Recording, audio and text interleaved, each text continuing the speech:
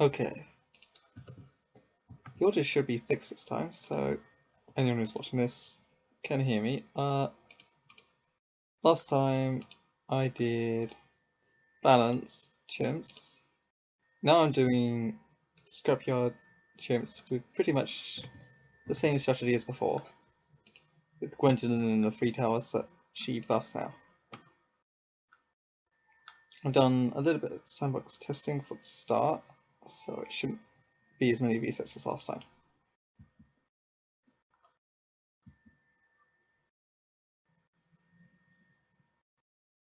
Pretty neat that the wizard catches stuff there. I believe it takes care of this too. Although, yeah, we've got this scrapyard mechanism over here. If I did need help, but I believe Wizard's got enough coverage with the bottom track to deal with this. Just slow down just in case. And we'll get our attack early on this time. And this should carry until Gwendolyn. Knowingly missed that. Wizard should catch it.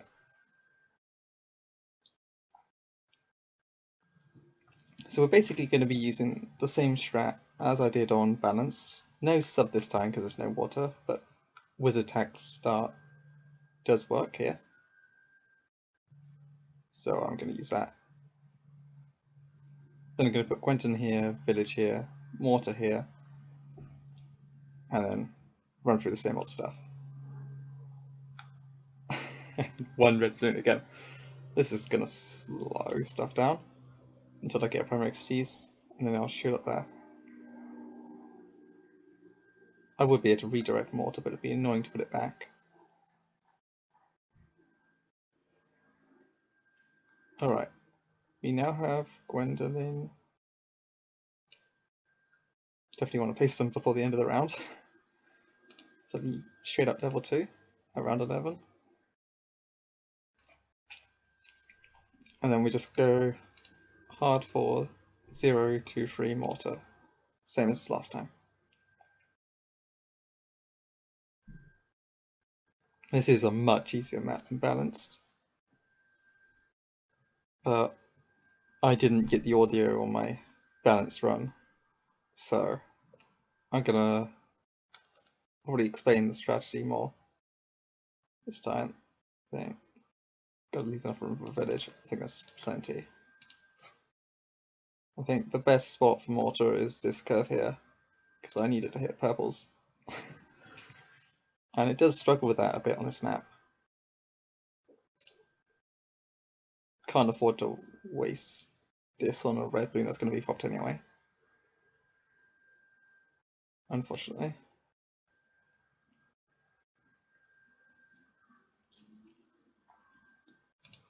So let's get Bernie stuff. We shouldn't need signal flare until 24, and purple's on 25. So now, for now, let's just get rapid reload and make the other rounds trivial.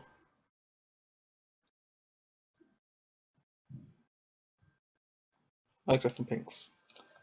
Just let me relocate this to the crossroads. Both of these should easily handle blue. Yep. And blacks. Yeah, both of these easily handle that. But this should cover as soon as I got signal flare. Everything except from blacks, obviously. We take care of that, and then these will take care of blacks. I already told you before, I'm pretty sure I do not get jungle drums before round 25, unfortunately. Which would be nice for the reliable purple plopping. Alright, we got signal flare though.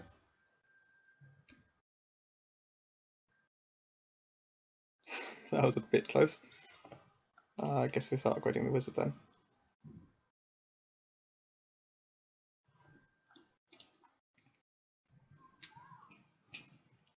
Maybe we could just slow down and do some more micro.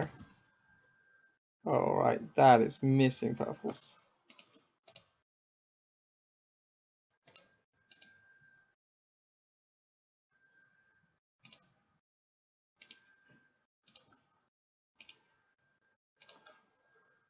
Okay. Well, that was a bit more scuffed than last time.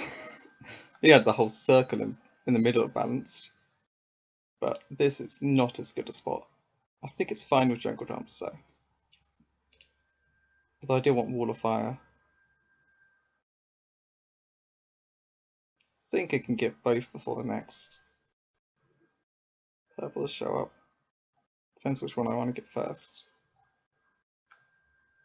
I do really want wall of fire. Let's get wall of fire. Yeah. Then we go jungle drums. Then we go dragon's breath. I haven't actually sandboxed anything except from the start of this. But I think this loop is so good for mob killing. So I shouldn't have any problems other than the purple on round 25.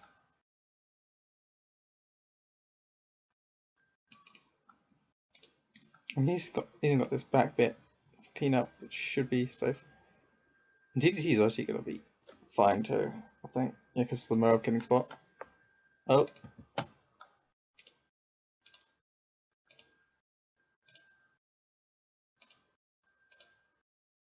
Okay, we got it. Still haven't had to use this. This was an option for that, technically. Once we have jungle drums, we shouldn't miss any purples.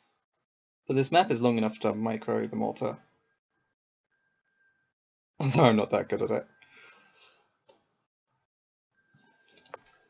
Alright, jungle drums is up. Yeah, then dragon's breath. Should have the money for that in the next 5 rounds.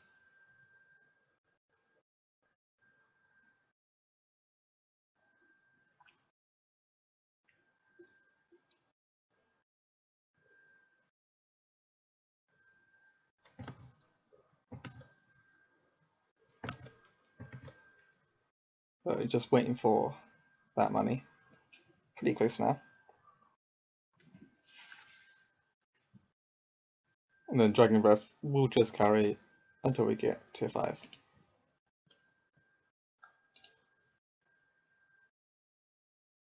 I hope this explanation is helping more than just watching it last time.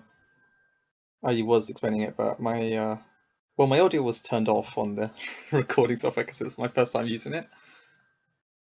I checked it today and it was just like, oh, you got to turn it on. I didn't. I thought it would just be on by default. Oh, let's get that extra range. That should be fine. Yeah. Yeah, no problem with the Moab on this map at all. Let's just get these start upgrades and attack. Attack is actually sort of useful in the early game on this map, which is nice. I suppose it would have been pretty useful and balanced. I could have tried that instead of sub.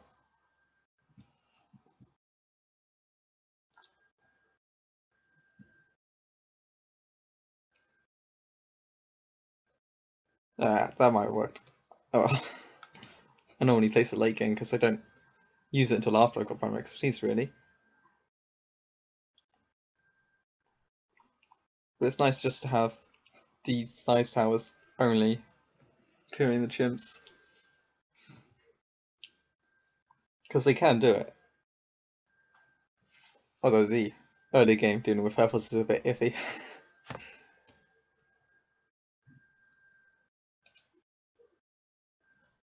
On this map, you've got enough of the track up here for mortar microing to hit any purples you miss down here, so there isn't too much risk.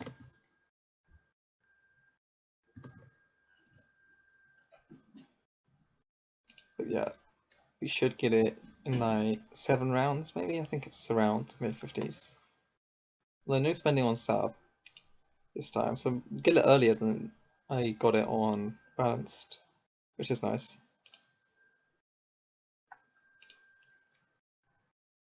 Yeah, the main idea behind me using these for chimps is this, and then it gets improved at level 18 again.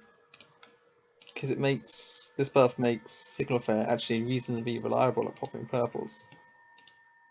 And yeah, boosts the Inferno Ring, which is already hella powerful with Fire Expertise. And just Dragon's Breath is just good. I just wanted to use towers that work with Gwendolyn because they're my favorite hero. So I normally don't use them on chimps, but with this strategy I can, and I get to make use of towers that she's buffing and showcase the buff that she got, which is pretty cool. Yeah, no problem with Moabs here. And very close to the cash. I'd say, yeah, around 55 that I'll get it. I think that's another cocktail. Yeah. That should be fine. It's so low cooldown. That's why Quentin is amazing. You get a drop of Wall of Fire with such low cooldown, like every round pretty much. Even with these short rounds in the early game. And yeah, we got primary expertise still around 55. Alright. Now we chill for a while, because primary expertise is goated. It's basically necessary for these four to beat chimps, but they carry a lot of their own weight too. I mean, without these two, I'd never be able to afford primary expertise, and Inferno Ring is the main carry late game. But primary expertise mid game is so good. So it is a normal chimps tower if you're using any primary. You basically got to use primary expertise. Once it's got attack shooter, it was an obvious choice. But everything else is Gwendolyn and buffed by Gwendolyn. So it's like kind of Gwendolyn strat, basically. I think I need to get Ring of Fire here. I don't think I'll need Shattering Showers at this point, because yeah, I think Primary Expertise just kills the reinforcement most will even reach this point. And I could put it higher up. But that's a straight line, which is less good for the Mauler. Although, once I got Shattering Showers, it's probably fine. I think I'll put it at the start then. Just so the DV reinforcement. Then maybe micro a bit for when there's reinforced CMGs. Because you can't de-reinforce them, but you can de-reinforce the inside, so I have to drag it a bit down for those.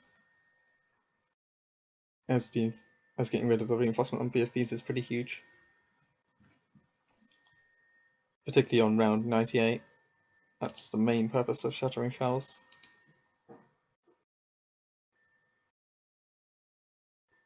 Double BFB, no problem. Although we're not going to have any problems for a while.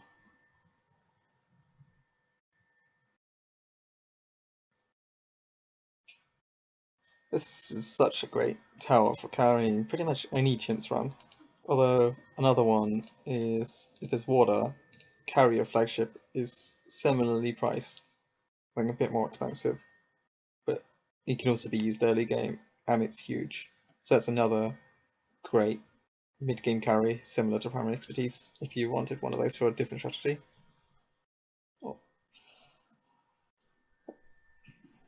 And yeah, but primary expertise is better if you want to run a primary next to it, and it's a bit cheaper. Which is why I'm using it. And obviously doesn't require water. Although less good in the early game. Because, well, the village does no damage there. You can have a jungle drums, but that's a percentage increase in power. So it's less good when you've got cheap towers, and better with more expensive ones in the later game.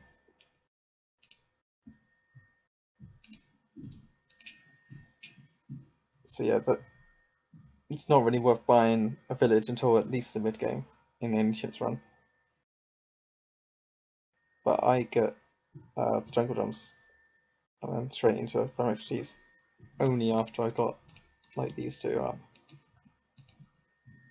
which is pretty early, I think.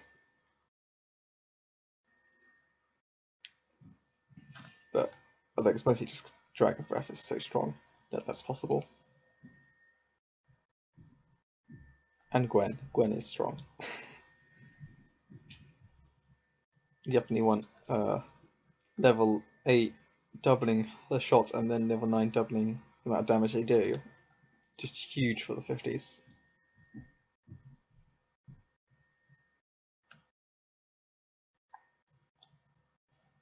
They don't like show off as one of the top poppers for most of the run, but they do add a huge amount of DPS. Yeah, 18,000 pops isn't laughable at this point, though obviously this guy's taken most of them. But this guy's gonna absolutely overtake, because as soon as this is bought, they do so much damage.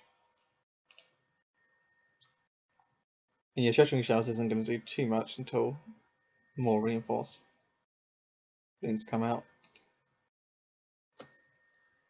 It's just more in the 80s and 90s, I think. There's a lot of them in the 90s. Don't have to worry about purples now. I've got primary expertise, luckily. As you can hear the sounds of me not being able to hit purples. That's actually fine now. Because primary expertise on first will take them out.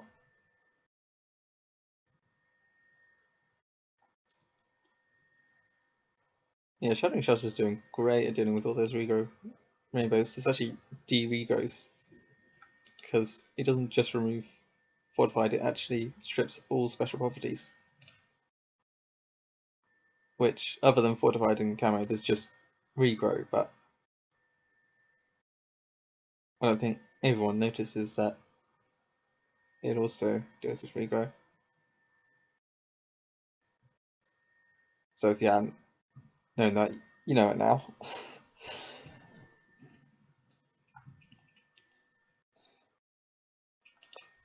I can get Summon Phoenix, but I'm going to get that after Inferno Ring, I think.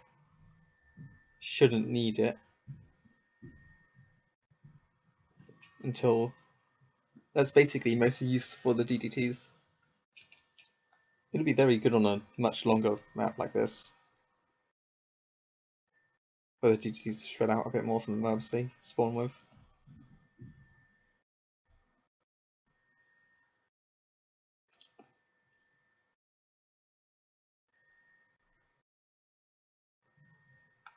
That's a good point. I'll need to buy mid-route 2 on this to allow these to just hit camos with the... Well, this one can hit camos with the meteors, but not with the base attack. The base attack is pretty good here, as it was on balance too.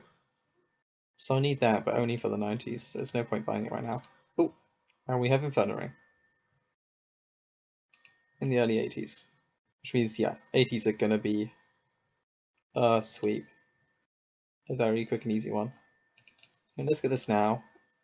And yeah, I think we can get this round as well. So I think this is pretty much it that we need to buy. I think this will clear the rest of the game. We will need to use some abilities for the 90s, particularly 98 and 99. Maybe 95 and 96 too. Probably just 98 and 99. This is such a good kill zone.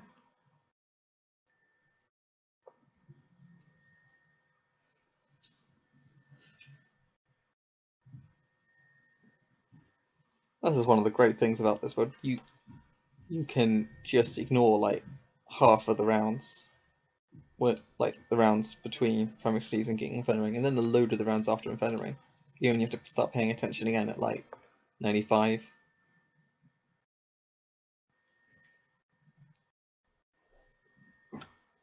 Because this is such a powerhouse in the late game. And yeah, round 90 just got deleted by just a single one of these meteors. Because normally these meteors only pierce once. Well, they hit one balloon, they don't pierce at all. But Prime Expertise boosts their pierce of the meteors, which just multiplies their damage by several times. It's huge.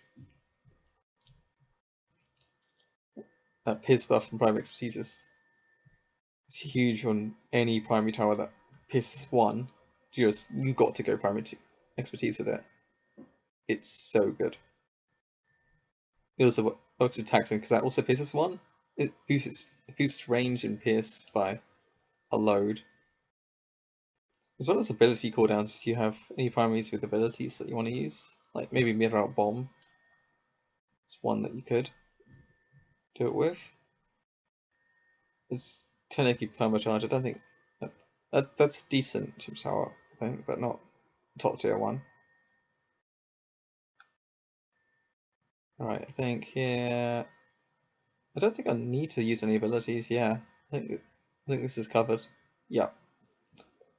I can actually relax my abilities because it takes all the way around there, so I can drop a Phoenix if they're going up there, I can just drop the Phoenix then. Which means I don't have to be so impulsive with my abilities.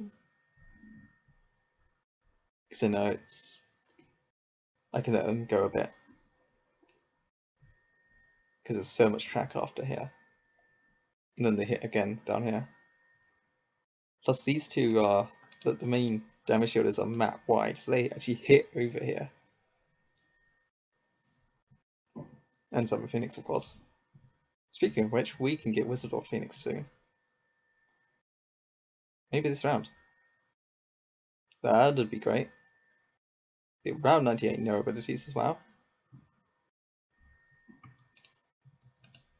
Alright, we double Phoenix for that. That was a very quick round. And then double Phoenix again. By the way, what I did was I activated the Phoenix ability and just before I bought the Wizard or Phoenix.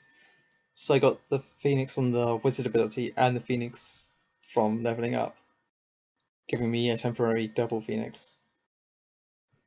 And that's why 99 disappeared so quickly.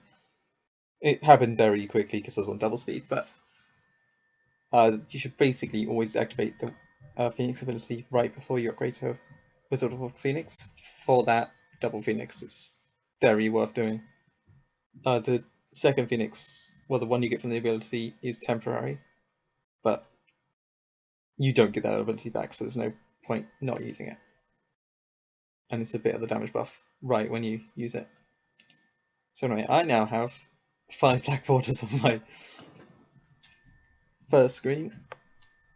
Yeah, that's basically how I've been getting them with this Gwendolyn, Mortar, Tack, Wizard, and Primary Expertise strat. With the new Gwendolyn buffing the fire towers, so you can have an all fire Chimps strat, which I've been using a lot. So yeah, I hope this helped with getting black borders, and I hope this explanation has been better than, well, the one where I didn't explain anything. Because I was, well, effectively muted. I didn't have sound on the recording software. But yeah, if you like this video, please do, well, leave a like and subscribe. And I'll likely be doing 1, 2, 3 next, as that will give me, well, the full page of black borders, which is something that's pretty cool to show off. So I'm getting that, although I got a lot of other badges to get first. But yeah, if you subscribe and hit the notifications, then you'll be notified when that video comes out. That'll be all. Thanks for watching.